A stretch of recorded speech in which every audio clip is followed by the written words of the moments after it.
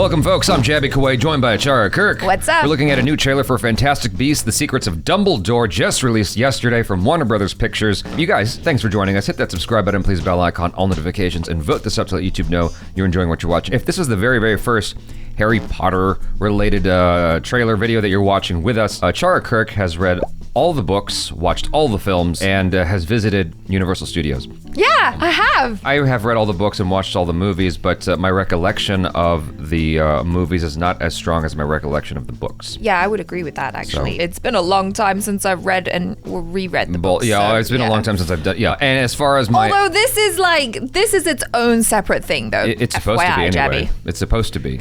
It's very clear that there's some fan service going on in these movies, in these installments. The first film I thought was all right. The second film I thought was all right. And I'm hoping that this third one is going to be a lot more delightful than the first two. The first two Fantastic Beasts, I'm like, I like the second one better than the first one, to be fair, me personally. That's interesting because a lot of people didn't. I know. Yeah, so anyway. Memory is everything. Without it, we are blind. Ooh. It's its own thing, ACHARA. Flashback to the movies. Our world to chance. What is that? Which doesn't actually make a heck of a lot of sense. We'll go back to it. Shush. I'm sorry to disturb you, Albus, but I've just received troubling news. Tell me, what is it? It's Grindelwald. Our time is closed, my brothers and sisters. Our war with the Muggles begins today! The world as we know it is coming undone. If we're to defeat him, you'll have to trust me. Mr. Kowalski, we need you. I said I want an out and I want out. You do know I'm a witch, right? Dumbledore asked like if I give you something, Jacob. Yes, he gets his own one. This is the team that's going to take down the most dangerous wizard in the century. Who wouldn't like our chances? No one can know everything, not even you. What you're doing is madness. With or without you, I'll burn down their world. Dangerous times favor dangerous men. If by tea time, all of us are still alive, you should consider our efforts a success, Mr. Kowalski. My pleasure. Do you really intend to turn your back on your own kind? Oh my God. You said we could reshape the world. Even if we make mistakes. We can try to make things right.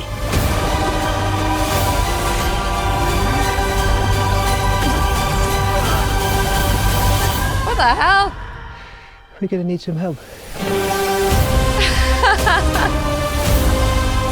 There's nothing you can do to stop me.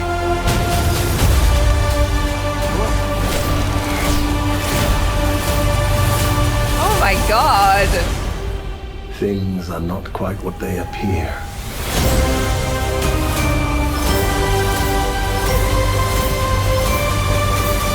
I trust you're enjoying your wand, Mr. Kowalski. Whoa. Can I keep this? Aww. I think my feelings are mostly positive for this. It's like they went, oh, how much more epic would you like? And Warner Brothers just went, yes! And it's just a lot of stuff, and it's exciting, and it looks cool, and it's delightful. I like the characters. It looks fun. I'm just really enjoying just the funness of this, just how far they're pushing the magic, all of that cool stuff. I'm cautiously optimistic to see how it plays out in the cinema. What? People are going to think I'm hating on this because of the first thing I said when the reaction started. Usually, when you have a sequel film and they show you something from a previous installment, it's because it's a flashback. And I realized that doesn't actually make any sense here because that's actually from his future. Exactly. The reason they showed us that it was for the audience, more than anything for those who have watched the Harry Potter films, and it's like, remember this? This is why you should watch this movie. Yeah, no, it's a marketing strategy. Well, yeah, because I know I said that this is its own separate thing, which it is, but it is connected in the sense that these characters are people that... It's its own separate thing. Has nothing to do with the Harry Potter series, The Secrets of Dumbledore. Just that Fantastic Beasts and Where to Find Them is a textbook that they have at Hogwarts. It's just called The Secrets of Dumbledore, who was a key character in the Harry Potter franchise. Totally different, though. Totally different. Has nothing to do with you don't need to have watched any Harry Potter films to be able to enjoy this I don't think that's true. No, not at all. Perhaps to a certain degree, that is true, but I think that there's a lot of nods and nuances that if you have watched Harry Potter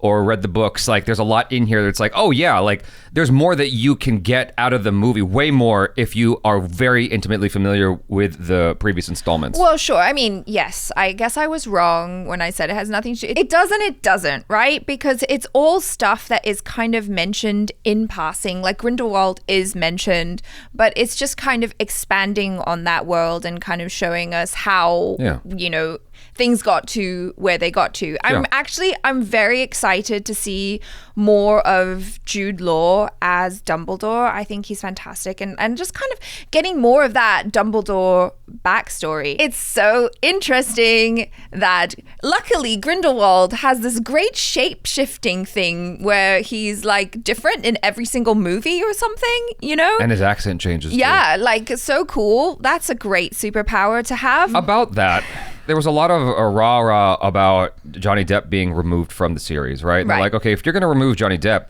why aren't you removing Amber Heard from the DCEU? I have no idea what informs these decisions at Warner Brothers. I'm not even going to try to begin to guess. Well, they removed him before more information surfaced. But he never got his job back. And the thing about it is, you look at Disney, and they gave James Gunn his job back. Why not Johnny Depp? I have no idea what goes into that. I'm not going to even try to figure it out. This is the path that we're on now, and we'll just work with it. I'll set that whole thing aside. If you want to know my feelings about it, like, I think that Johnny Depp should have gotten his job back, but it's too late. They already shot this before, you know, all of that. It's new information. Let me tell you something. The whole Kevin Spacey thing shows you that it doesn't matter. What do you mean? Oh, you don't know? Like, Kevin Spacey was in a movie, then the Me Too thing happened, and he was replaced. He was replaced. And he was replaced by I forgot his name, from The Sound of Music. Christopher Plummer replaced him, and not only did he replace him, he got an Oscar. And that was like a month before. It was some crazy thing with, like, I know this is a different thing because it's fantasy, but it was really close to the release date of the movie, and they completely reshot it, right? I would have preferred that they figured out how to get Johnny Depp back in here, but that's another conversation entirely. I don't want to deep dive into that. Just about this, I actually am excited by this. I think that the visuals are quite stunning, and it looks very exciting. But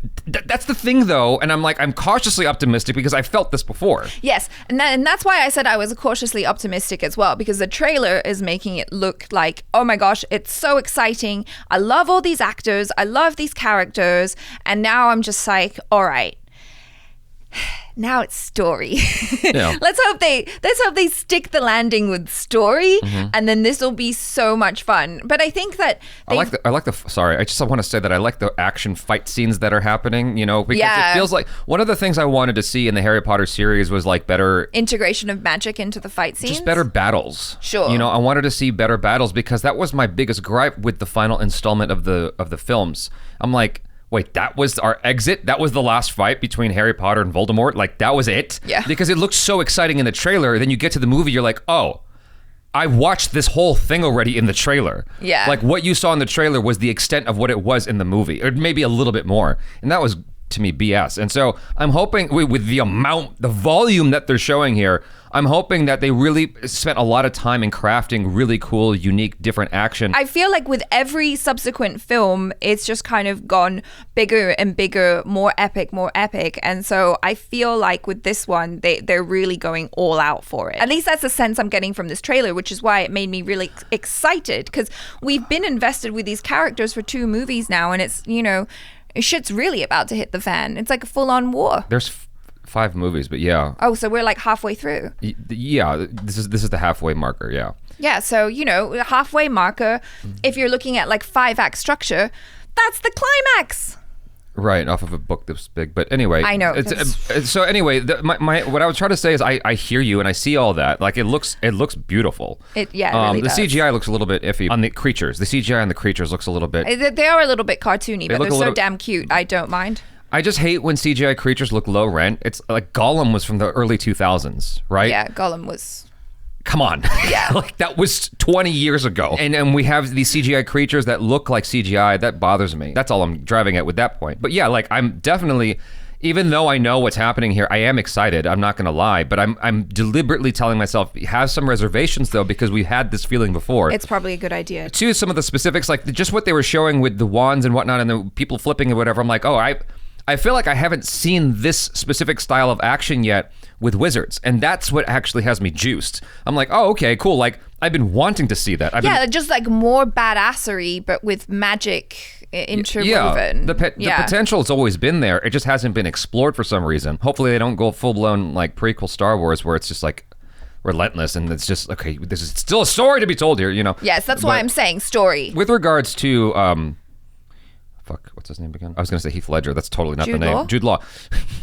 Brain went to somewhere else. With regards to Jude Law as Dumbledore, I haven't ever been completely sold on him, if I'm being totally honest. It's like, he's a good actor. I like him. I do, yeah. But like watching him, I'm like, he's young Dumbledore because the movie says so, and that's about where it stops for me. That's in part due to the fact that we didn't have a necessarily consistent Dumbledore in the series, so I don't really know what Dumbledore I'm supposed to be. I mean, he was pretty consistent, just because, you know, there was a change due to unfortunate circumstances after the first movie. It's been the same Dumbledore throughout. Well, okay, that's fair.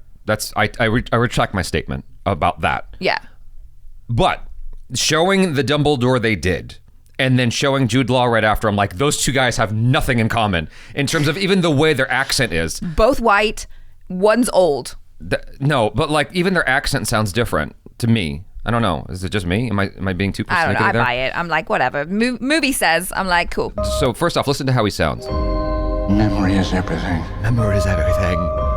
Without it, we are blind. Without it, we are blind. It's okay. So I'm doing a terrible impression, but listen to how he speaks, right? Okay. Without it, we leave the fate of our world to chance. Now let's get some Jude Law talking. Tell me, what is it? It's Grindelwald.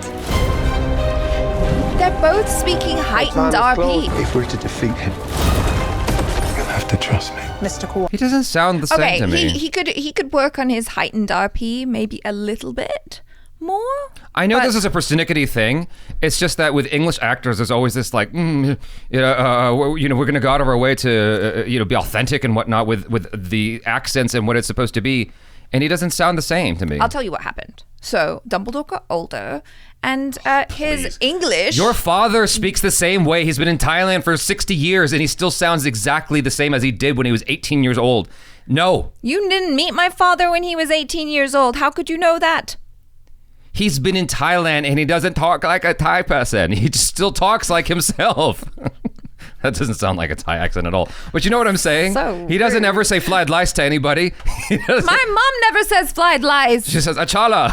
She doesn't. Achala, come over here. Clean your room. Clean your room, Achala. You want some pad thai? No, your dad doesn't talk like that at all. Not only has he been living with your mom for who knows how long, but he has also lived in Thailand for, at this point, most of his life. And he still speaks in that way with that heightened accent. And so why would Albus Dumbledore's accent evolve to sound more heightened with time as opposed to just being what it is here? Super persnickety, and I think most people are not going to have an issue with that. You're the accent Nazi between the two of us. I am. So see, if I can let it go, why can't you? I guess I'm just looking for something wrong here. It's just the thing about it is I've never looked at Jude Law as like, oh yeah, he totally makes sense. Like there's nothing about him that I can visually connect to. Like when I saw maybe he would have been a better. When I saw what's his name? Who played Obi-Wan? Ewan McGregor. When Ewan McGregor came on the scene, I'm like, yeah, that actually makes sense. Like he feels like a younger Obi-Wan, and that actually resonates. I feel like he'd actually be a better Dumbledore. I think he'd actually be a great choice for Dumbledore, but he was probably busy with other things, or maybe he was just like, yeah, listen, I'm in one huge franchise. I don't need to be in another one. That's absolutely fine. Thank you. Goodbye. That's all I'm saying. It's like, it's fine. Well, it's fine. Like the movie says he's Dumbledore, and I'm like, all right, fine. That's fine. On that note, though, I am very interested to see if they explore more of the relationship between Dumbledore and Grindelwald and that romance. I'm interested in it. I want some heartbreak. To me, that's just such eye rolling because drama. The thing about it is that was such a after the fact kind of thing. Yeah. I agree about that. Yeah, I agree. But I can't help it. I'm interested because it's that kind of classic thing where it's like, we love each other, but also you're on the other side. How could you? This is very Last of Us. It's like you had the DLC of Last of Us where you find out that Ellie's gay, and it's like, where was that in the entire game that I just played? And then they're like, okay. Well, in the sequel, she's super gay. It's like, what?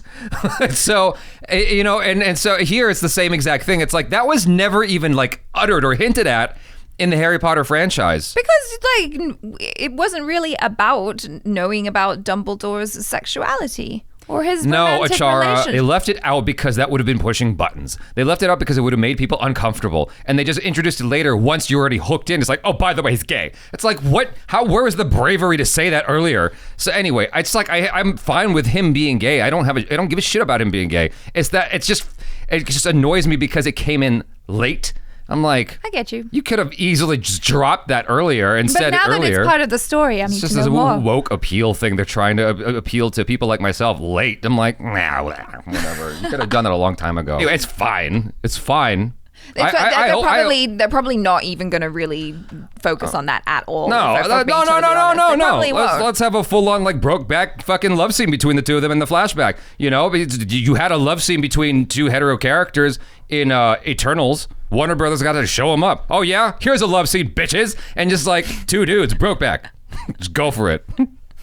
I don't even care about watching that kind of shit. I'm just saying, like, you really want to be woke, go for it. Go all the way. Have the Harry Potter's first, or the Harry Potter franchise, their first love scene ever. Have a full-on make-out scene between Harry Potter and Hermione because Ron was losing his mind with the in the second to last Harry Potter movie. It's like, oh my god, that's not what I want to see. And then he saw it. Yeah. His worst fear. Big old gay orgy scene with Dumbledore and his ex-lover. How's that an orgy if there's only two people? Because they're wizards. They'll just conjure up more dudes. They'll be like a West Hollywood party. Oh my god. You need to stop.